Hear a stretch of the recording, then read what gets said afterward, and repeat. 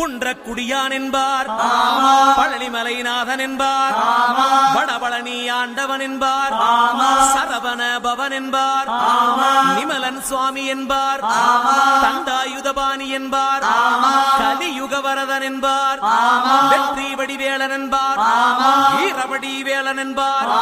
மரகத வண்ணன் என்பார், ஞானப்பலம் கேட்டவனா, நம்பினோரை நாடுபவனா, காவடி பிரியனாம், ராஜ அலங்காரம் கொண்டவனா, ஆண்டியாய் நின்றானா, ஆனால் செல்வத்தை எல்லாம் கொடுப்பானா, அப்படிப்பட்ட முருகனவன் ரொம்ப ரொம்ப சின்னவனா சுவாமி. சின்ன சின்ன முருகைய